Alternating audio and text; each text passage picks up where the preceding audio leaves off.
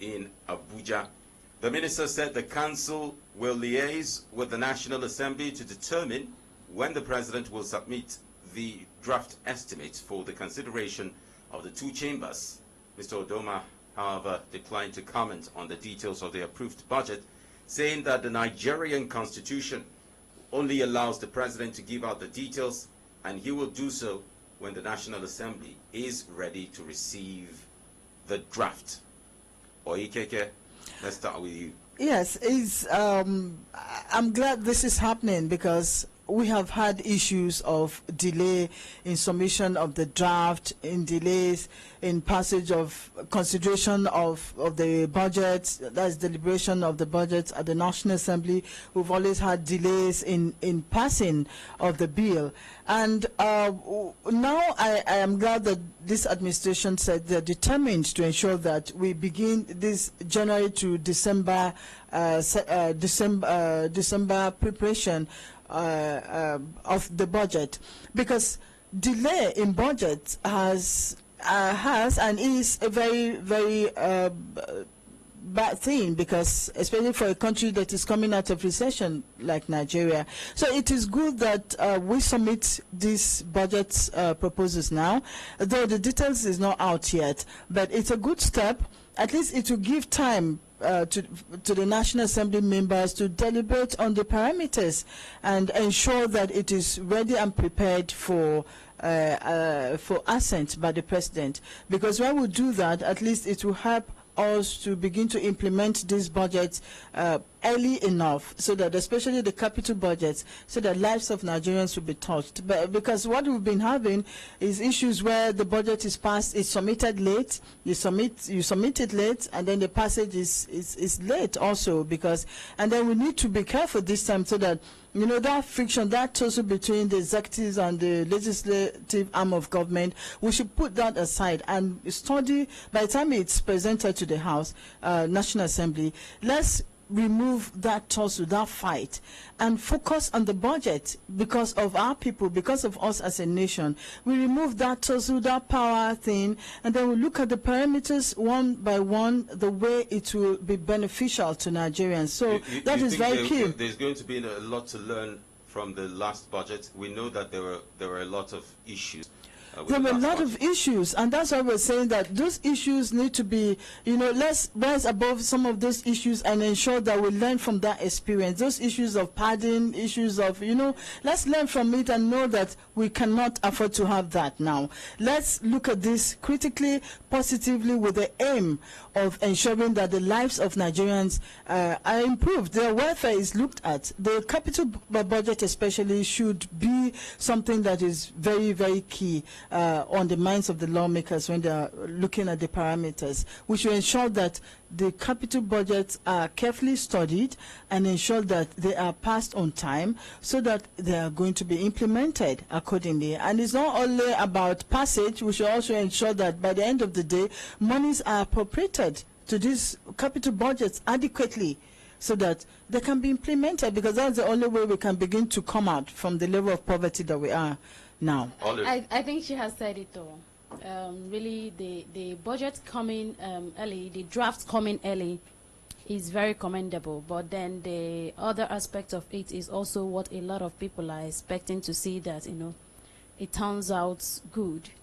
The delay witnessed, you know, in previous times is something Nigerians are not hoping to witness again. And of course, the issue of padding, because even yesterday, this morning, although it occurred yesterday, there are already reports of lobbying. Let me use the word because that was the word the particular newspaper that reported it used, Daily Trust, that there is, you know, all those things. It's actually supposed to be for the people, for the benefit of the people, and that is what a lot of Nigerians are expecting, that, you know, the budget, the 2018 budget truly turns out to be the budget of change.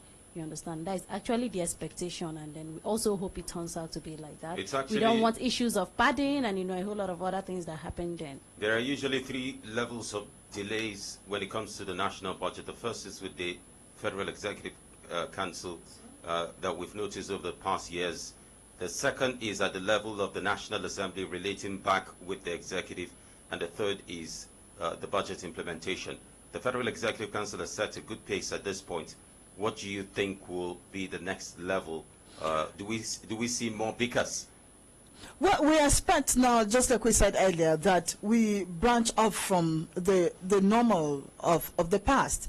And when this is laid before the National Assembly should remove all those garments of bureaucracies and issues that has kept us where we... If the executive begins to accuse them of pardons, and they say we're not pardoning anything, it is our right to help our constituents. Yes, it's their right to help their constituents, but they should also be able to, because we've heard a lot of negative things about about the pardon issue. Yes, because a lot of times you hear officers or groups of officers putting things for themselves, not for their constituencies. Because at the end of the day, you ask yourself, where you go to, we all come from constituencies. How many of the, presence of these federal lawmakers do you get to see when it comes to structures and, all that? What do they really do with the money? That has always been a burning question. So they should actually, like she rightly said before,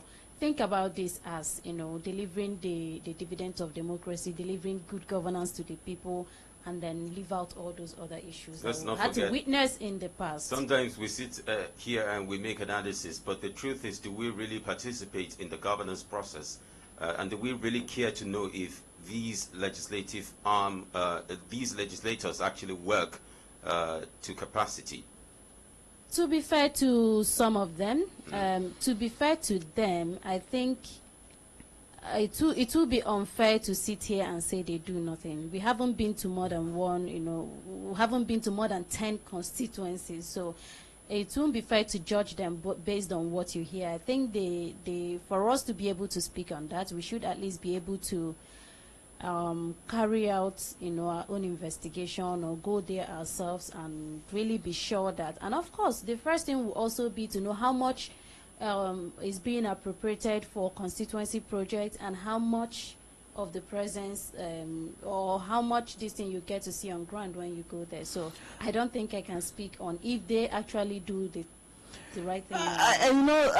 In the last budget, those issues that came with the padding and all that, we remember when some officers came out to say, okay, this particular amount of monies has been planned out for some bigger officers of the National Assembly. So by the end of the day, we're having issues about this amount of money is meant to be taken by some officers, not the constituency projects, but to settle some group of persons. So we don't expect to hear those kind of things anymore. I think the change we're talking about should start from us, really. And then again, on the constituency issue, why I'm being careful to speak on this is because one constituency might prefer stomach infrastructure and another will, prefer physical. Depending on so the I don't priorities. know what exactly. All right, let's hope that the Nigerian budget for 2018 gets through the 3 stages very meaningfully. And then constituents should also begin to question the people they, actually send out to represent them. If you think they are not working, you know what is right. You can recall them. They are there because you want them to be there. You put them there, and you also have the right to recall them. So if your representative is not working, you have to do the right thing. Talking about doing the right thing, the Nigerian House of Representatives, which is also the lower chamber of the National Assembly, is saddled with part of the responsibility of implementing the budget or approving the budget in 2018. On Thursday, urged the federal government to declare a state of emergency on dilapidated federal roads in the country and initiate measures to rehabilitate them. The Nigerian roads are in a state of, do I say jeopardy?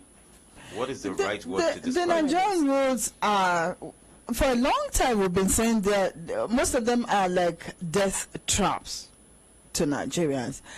I don't know or they are. They are. I think we should be more metaphorical here. Yes, they are. I don't know the last time you traveled by road, and you'll be surprised at the state of roads that is meant for us.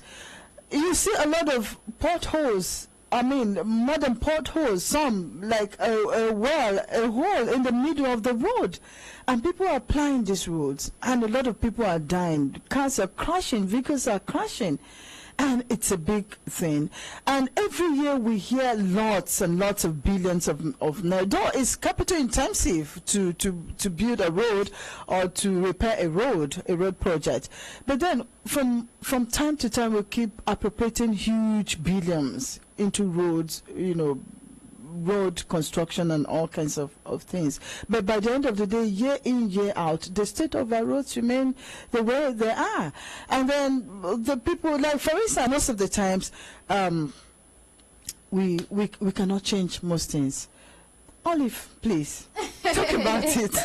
I think the deplorable state of roads in the country is becoming a national embarrassment. We are talking of the giant of Africa.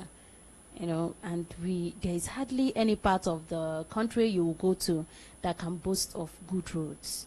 How often do from you east how, to how west, often do from you north travel? to south?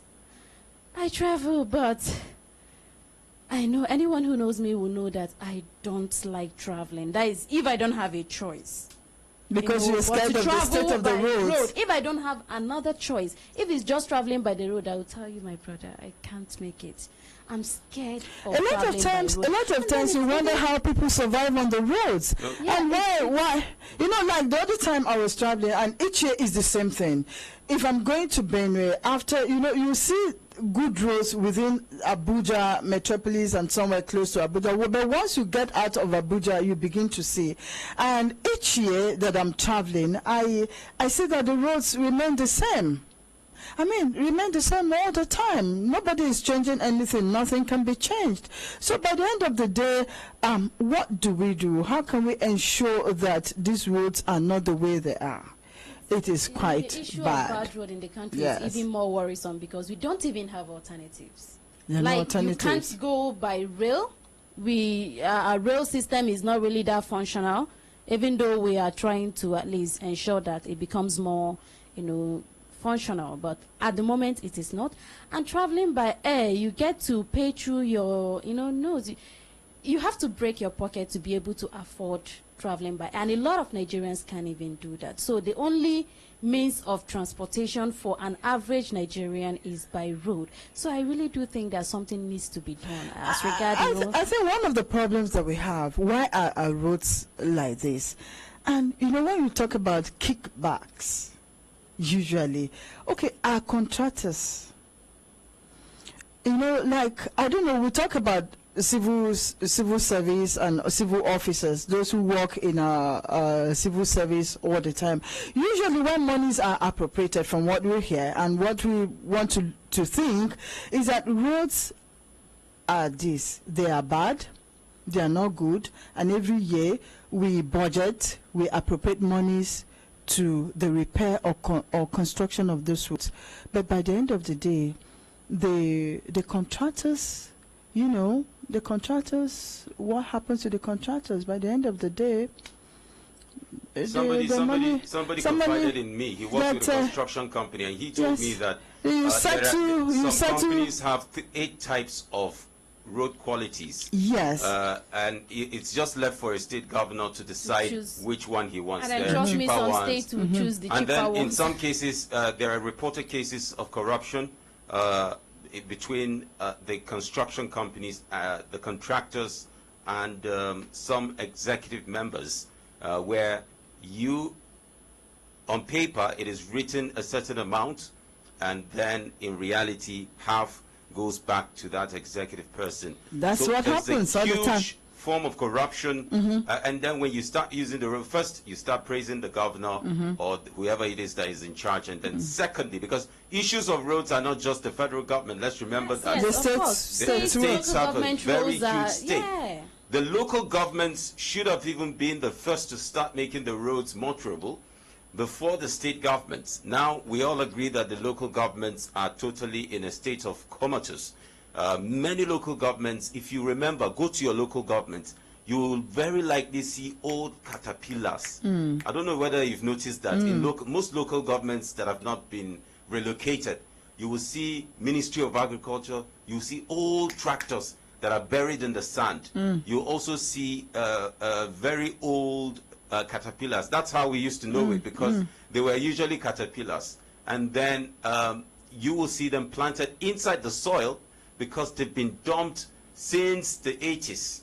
See, I remember very well, roads were constructed by local governments within the areas, and they were good quality roads. They were not just anyhow roads. And the streets were well organized then. Now it is completely the opposite. If the federal government does not step in, if Fashola does not come to aid some of these communities, it is as if the government has failed. The quality of materials used is one of the most is the problem. In fact, there are and then practice quality materials, internationally I best. actually don't even know why people don't, as in these officials don't see it as, you know, service to the people. Because Some even just 2 days ago, some there are many who want the best. Yeah. So just 2 days ago, a minister in Ghana actually, he was supposed to commission a road in Ghana, and he had to tell them no, that he got reports of, you know, complaints and all that. I think it has to do with the quality of the materials used. He said because lives will be endangered, that they are going to stay action on this, revisit it before they recommission it. That is what we should be doing in Nigeria. That is what we should be doing as the giants of Africa. We are the big brother of Africa. Why are we not the ones setting the pace? This is coming from Ghana, our neighbor, our sister country, West African country, just 2 days ago. Still with Human Rights Radio 101.1, this is X-Ray, where we take a look at trending and topical issues making the rounds across Nigeria and beyond. We'll go across into commercials or just a break, and when we come back, we'll take a look at your opinions through the phone line. Human Rights Radio. Join our diverse team of legal experts as we provide education and guidance to you, our listeners, on a broad array of issues raised by the modern legal landscape, absolutely free on Pro Bono Chambers, airing on Human Rights Radio 101.1 FM, redefining broadcasting. Human Rights Radio. As the fourth estate of the realm, the media stands as the watchman of the nation. On Media Lab, we dissect the news items of the day through the men and women that bring the news to you to give you the full story. Media Lab, airing exclusively on Human Rights Radio 101.1 FM, redefining broadcasting. Human Rights Radio. Human Rights Radio. Human Rights Radio. In a world filled with questions, many were called, 2 were chosen. Reality comes to play. Stories are made. Moments when you feel the fever. 1 hour. Arguments. Controversies. Questions and answers. Tensions rising. And more arguments. 1 man. 1 woman. 1 show. X-Ray. X-Ray. Air live on Human Rights Radio 101.1 Abuja. Welcome back to X-Ray on Human Rights Radio 101.1 FM. We started off with this very interesting story.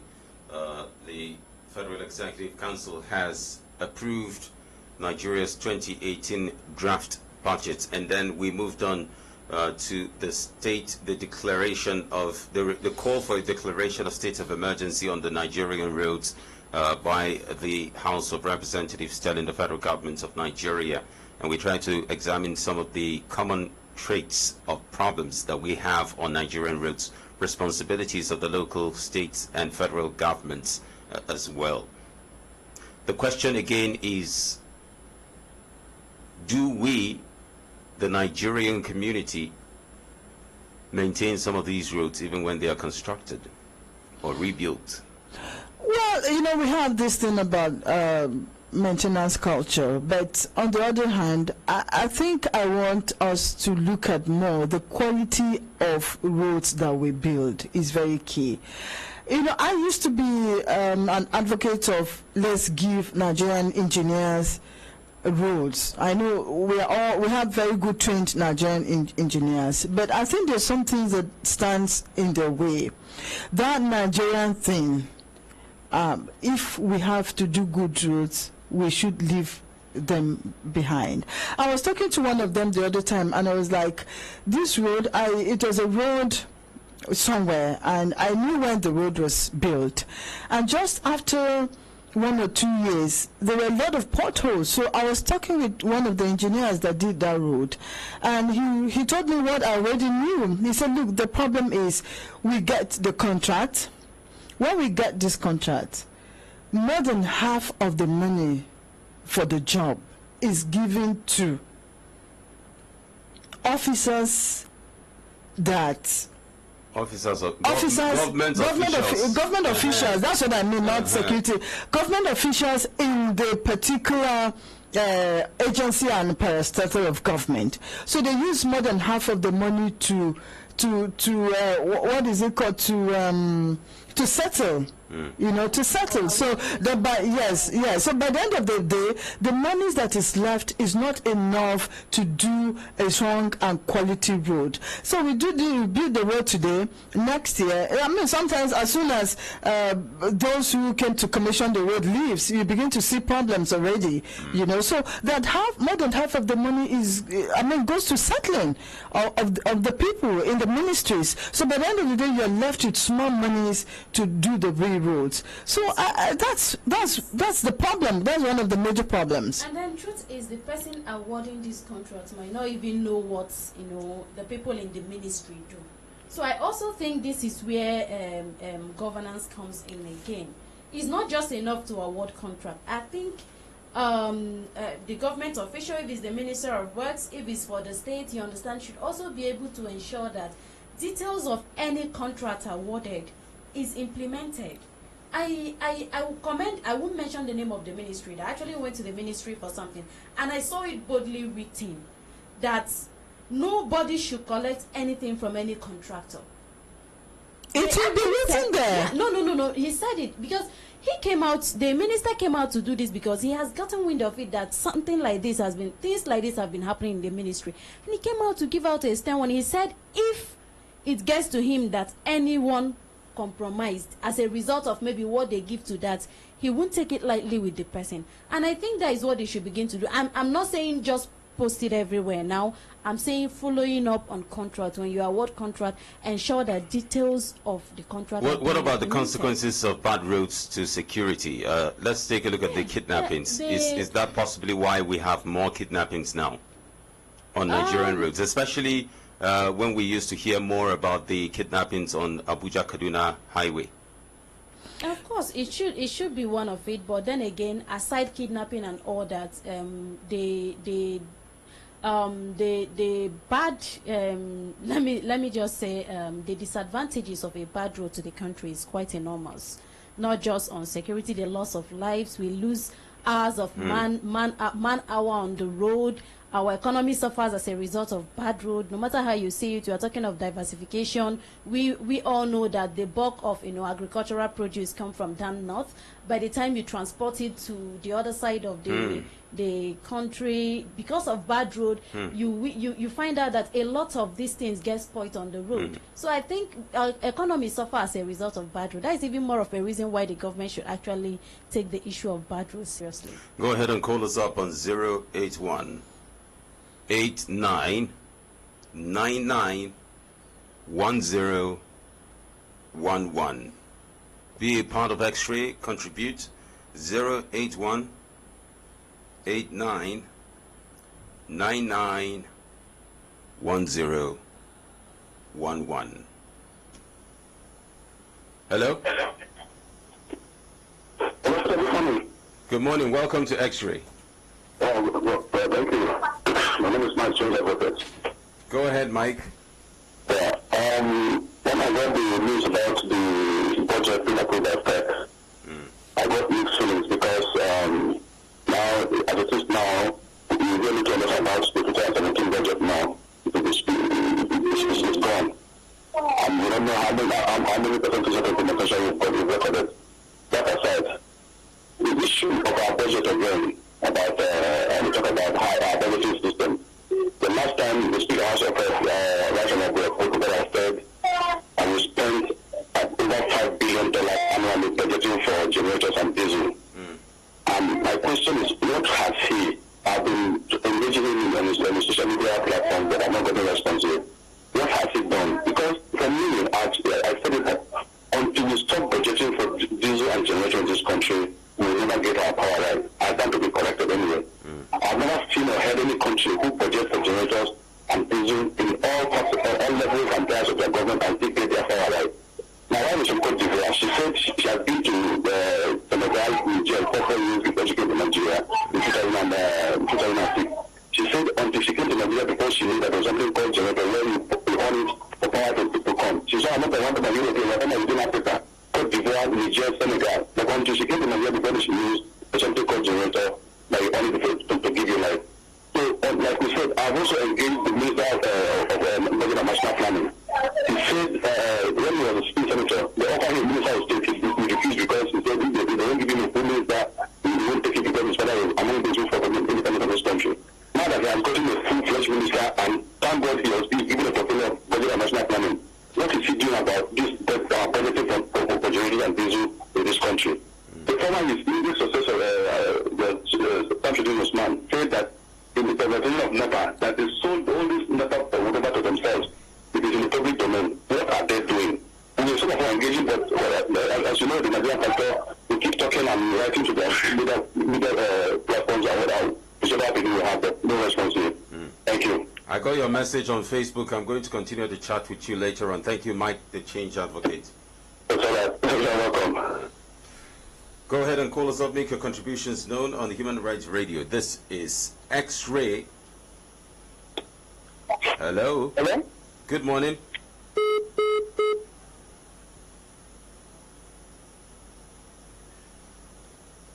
Zero 81 89 99 10 11. Hello. Hello. Good morning. Good morning. Please put up your radio set. Okay. All right, go ahead. Can you hear me now? We can hear you loud and clear. You are speaking with Stephen Bernard. Stephen, you're welcome to X-Ray. Okay. There's this thing I want to alert you. Among the whole federation, I believe that they are the people suffering from road. Okay. In this we don't have to road at all. At all. I don't know what federal government can help us. But should help us to do something. Our roads are very bad. We can't use our roads from Calabar to Abuja again. We pass through Abia, and which is very bad. If you go into your vehicle before you come back in prepare to work on your vehicle completely. Please. So when you travel, you come from Cross River, you drive through Aba? We pass through Abia. We don't pass through Makurdi as we used to. Okay. That's quite... Thank you very much. I'm very happy for this, what you people are doing. Thank you very much. Thank you so much. Thank you for your contribution. I forgot to get your name. And their Baikote Bene Road is also not even in good shape. So that is to show you.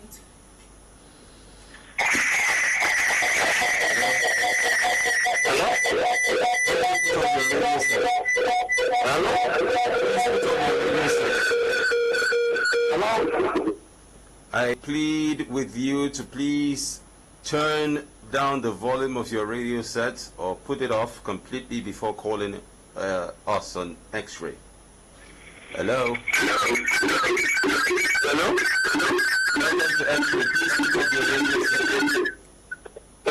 Hello? Why do you... This is Joshua. Joshua, you're welcome to X-Ray. Mr. Sir. I want to talk about this road issue. You see, in this Nigeria road, everybody is pointing out to government because we know that government is supposed to do that. And when you come to aspect of a state, they collect tax every day on this road.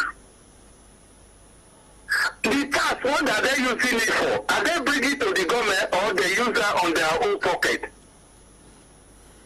If it is the people, only will be insulted. If it is government so that the road is too much for them to do, let it be ready for the state and put money for the state to do it. Because when you are putting, most of people will put there as a representative of the government, they collect small things for all these people and not to check the right thing. Do you understand what I'm saying? Yes. You approve a contract now. A contract maybe like is 20 naira. Before the contract reach to the owner who won't do it, it become a 5 naira. What do you expect that person to do? We always after our pocket, forget the what other people are passing to. Because most of all these people, they fly. We should do something about, because if you go to Edo State Road now, it's a dojo, not a pothole again. And police for every port to port, that one, they could not even do what they're supposed to do, that, but what they did is that to collect small things for people and making people your journey to be useless to you. Are we in one Nigeria, or what are we doing? Every year we projected money. If it is money, give it to people. Look at Lokoja from Suba to Lokoja. He has been awarded lifetime of Obasanjo. Up to date, so people are not finished their own. Those who finish their own is not good. Who is the people supervise all these things? Let them bring the people in order. This is what you supervise, we say you to supervise. You do nothing, and the road is not good. How do you come to tell us that the road is good when you know that it's not good? You are there checking the material every day. Please, this is my only a little contribution to this aspect. Nigeria should know what to do. They should go back to their original and know what to do. Because all they are doing is a thing that is like people covering people's face to do this, to do that. These people will say this one, this party will say this one to come and tell us that we do this, we do that. They could not see it to bring out. They show different roads on the television, on the screen, to tell us that do it. When you go to that, it will still be the same thing. Where is the one they show us in the screen? God bless you, sir. Thank you for making your contributions known to Nigerians. So it's not just Cross River. Edo is one area again. Every state, everybody, there's no, like the first time I talked about Benue Let's State. just get this call. Hello. Hello, good morning. Good morning. Yeah, my name is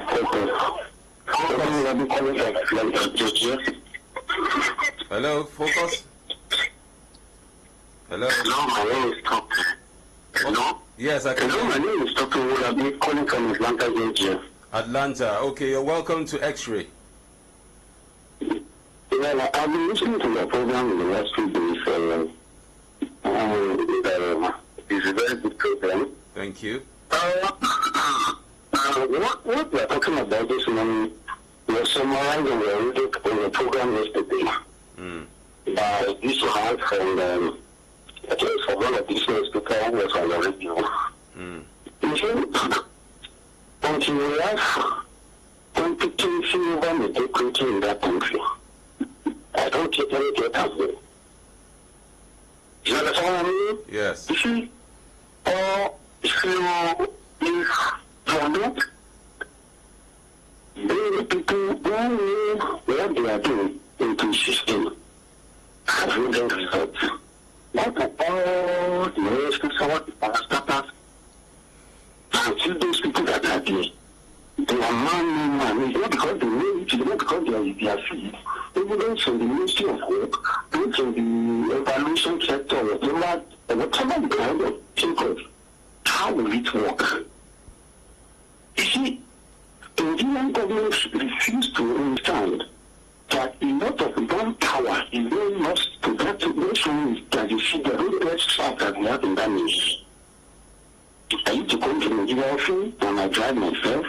I drive on those roads, and I can see how people, as so many accidents I witnessed all the time. I came back about 2 weeks ago, and you can see how people lose their life. This morning, a man was in the region who was from the family, who was from EFCC. If you look at what causes that, what the result of that accident, what causes that accident that happened to that man, check it out. It's going to be bad. And you imagine that nobody is even thinking about it. Nobody is even thinking about how many people that are there in the country because of bad road. They are not thinking of how many people that are phone that are there because of bad road. They are not thinking of breadwinners. And we are talking about people checking jobs. This is the way they do it. They give contract. They say people can give contract and they give contract. So what are you talking about? How do you get money? You give the contract of 20 billion to construct it, they will spend 1 billion, and you pocket 19 billion. How do you get it in that type of situation? And yet the road network is not work. There are people that you need to bring the economy of Nigeria back. The road network is not good, and there is no electricity. How do you, we are just looking over time. No good network, no electricity. How do the economy move? All those can look at it, and by the time we start bringing in to the National Assembly, the National Assembly, look at them. Look at all of them that are there. They are a competent set of people. And I want the leader to understand one thing. I'm ready to say this. The very brain leader of this Nigeria. I'm telling you, doctors, nurses, engineers, technicians, all of them, they left the country. And they are living in that country. And how do we survive in that type of situation? Even those who looted the country, after they loot everything finished, they will run to America. They will not run to London and go and enjoy their loot. That's what they do. Even those who are there right now, as we are talking, those who are in the government right now, as soon as they finish their account and they lost out in power, they move to America, they move to London, they move to Europe. This is the end. So when we continue this cycle, how do we move forward? We just like the and every time I listen to this program, or I listen to the family, I go to it on my bed. Because if you don't know that, I don't know how we feel this is on the bed.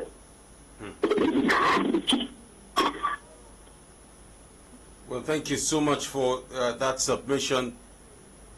Quite a pathetic thing when somebody explains it, and from their point of view as well. It's a very big issue in Nigeria. The roads are in a bad state, very, very bad state, I must say. Hello. Good morning. Welcome to X-Ray. Yes, my name is Joshua. Okay, you're welcome. Yes, thank you. Yeah, my company is people contesting. About me, I traveled to my village last month. I think like this one. President, we have almost 10 people because of the village problem. My sister was at that time, she lived in that time. She came to see me. She stopped less than 4 hours before she reached. Just because of the she wanted to see another 3 4 hours. Yeah, and I thought that you people can this because of the moving. And then I decided to do that. Let her remain there. And if they kidnap me, it's not a small money they price. They will see the result, 1 million, 200,000. The man is some. They remove the cup and the cup and the pan. Don't carry the ones that are alive. Because I say the rate is so good. And I'm begging the government in Niger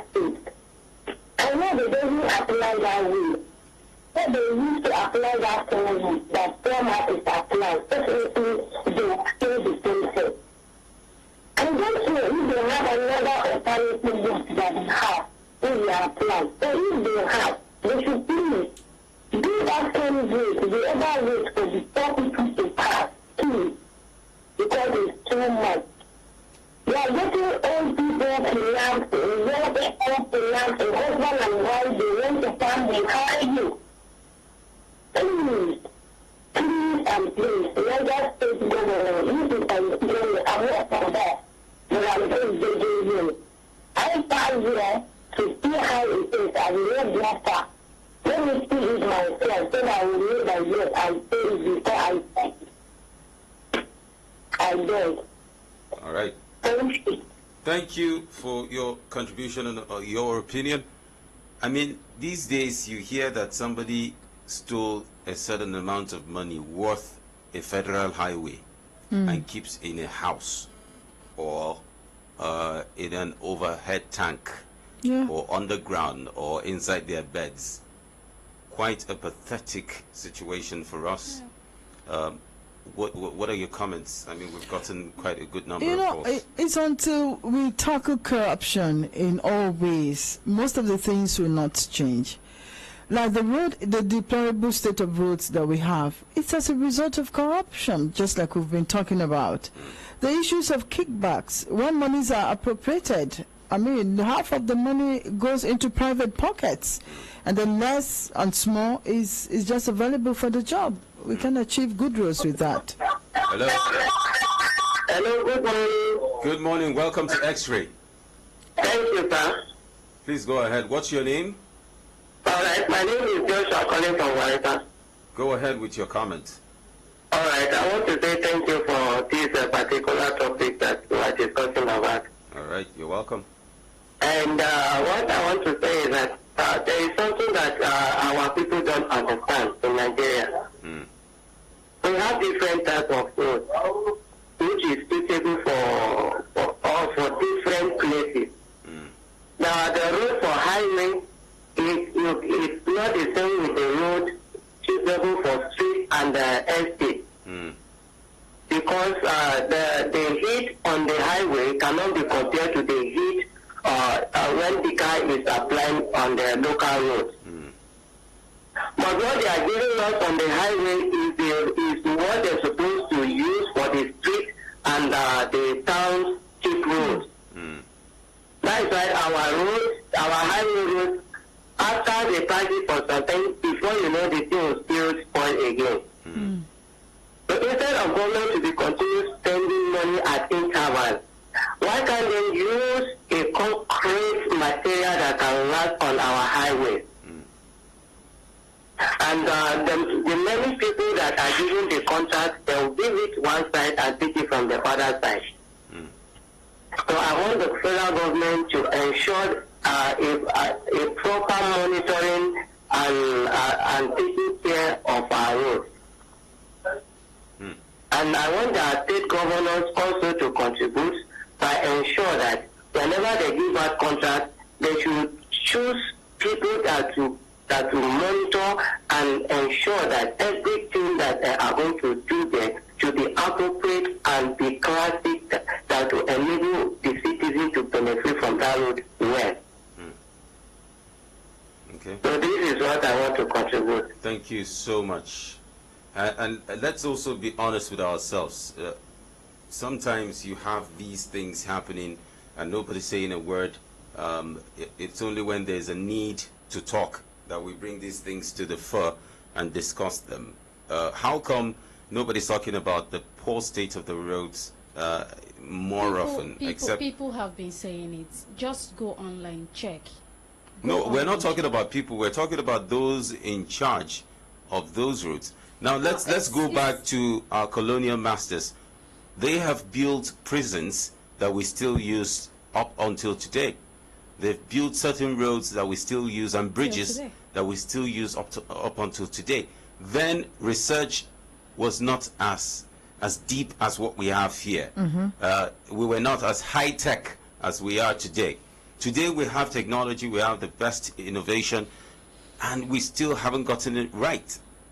We can't even maintain the ones that the British have left behind for us. It's a serious, it's a serious thing. And you know, the National Assembly members are the ones coming out to raise this alarm now.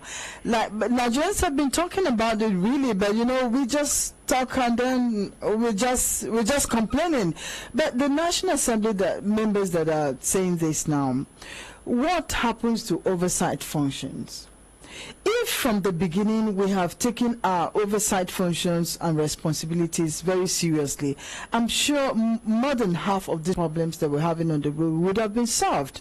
Monies are appropriated, and you know where these monies and how these monies should be spent. For the roads, for instance, don't we have members whose oversight responsibilities is to ensure that the monies that are budgeted for the roads are used for the roads, and ensure that the roads that is being built is of the quality that we deserve? Do we not have them? So what have we been doing? If we were doing the right thing, ensuring that the monies are used for the roads and the materials used, the quality of the road is that we need, I'm sure we wouldn't be saying this. But if they fail on their part to monitor properly and to ensure that the right thing is done, so how will the right things be done? Because we're having cases of monies appropriated, and you see contractors on paper telling us that 60% of the job is being done, and then you go to the road, and the day they know the legislators are coming, they bring tractors and equipment on the roads, and they grade parts of it, and then they show it on camera, and then we say, okay, they're doing these roads, and they leave, and then nothing is done. And then the highest one they say is that they give ultimatum, we give you ultimatum to complete this road, we will revoke this contract, and it goes, and the media picks it, and by the end of the day it goes, and they go back to their offices. There's one that I saw, and they don't go back there again. So what are they talking about? Where my mom used to work, one of the hospitals, I remember perfectly well, a governor was supposed to come and launch an extension of the hospital. Beds and equipment were hired, and they were launched as if it was what the governor had paid for. And after he left, everything was taken out of that hospital. This is first hand. This happened before 2009. So you can imagine how corrupt we've always been, how dishonest some of us have been in this country. Let's hear from Olive, because we don't have time. Finally. I actually smiled when one of the callers mentioned diesel and generator or whatever money in budgets. I actually stopped complaining the day I went to NEPA office. We still call it NEPA. I don't know what you call it. To the office to pay for to buy airtime, and I was told they can't print it because there was no light. So I had to wait. They switched on the small generator to be able to print my this thing for me. So that is to show you to what extent some what even use inverter. Yeah, so I think like she said, the problem we have is monitoring implementation of when monies are appropriated for a particular purpose, let's ensure we monitor and confirm that they are actually used for that purpose. All right, so it's time to go. It's officially time for Pro Bono Chambers. X-ray is over. Pro Bono Chambers is a free legal advice program, and it will come up as soon as we leave the studio. Do have a lovely time again. We'll see you tomorrow on domestic issues on X-Ray. Tomorrow is Saturday. We'll take a look at domestic topics. Have a great time. My name is Peter. Bye-bye. Join our diverse team of legal experts as we